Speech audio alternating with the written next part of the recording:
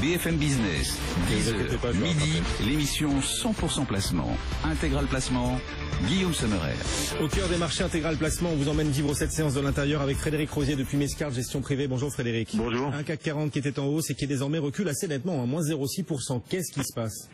Un panachage, hein. On a eu une remontée quand même sensible des rendements obligataires allemands et français, hein, puisque sur le rendement du Bund aujourd'hui on est à 0,14. On se rappelle quand même que ces rendements étaient largement négatifs il y a quelques semaines. On était à moins 0,20, moins 0,30. C'est la même chose sur le 10 ans français, hein, qui passe à 0,43. Donc c'est bien d'avoir de la pontification de la courbe de taux et notamment pour le secteur bancaire. Attention de ne pas avoir une remontée trop vive des taux longs.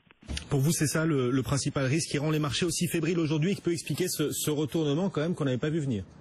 Oui, honnêtement, on comprenait pas non plus pourquoi le marché s'était redressé dans la journée. Ça reste très technique, hein. On se parle depuis déjà quelques semaines sur des niveaux de 4500 points et ça reste un point technique relativement fort, une sorte de point d'attraction du marché. Donc il n'y a pas aujourd'hui de vrai catalyseur, honnêtement, au regard des publications pour franchir ce cap des 4500, 4580. Alors justement, les publications, on a l'impression que c'est à moitié de bonne surprise, moitié de mauvaise surprise aujourd'hui, qu'il n'y a pas vraiment de tendance à l'optimisme ni au pessimisme après ces 4 publications des poids lourds du CAC 40 aujourd'hui. Oui, on a deux satisfactions aujourd'hui en termes de publications. La plus importante, ça reste Technip, hein, puisque Technip relève ses objectifs avec un bénéfice qui a progressé quand même de plus de 12% et notamment des ajustements sur les guidance du chiffre d'affaires annuel, hein, puisqu'on est au-delà de la fourchette des estimations précédentes. Donc c'est une très belle publication.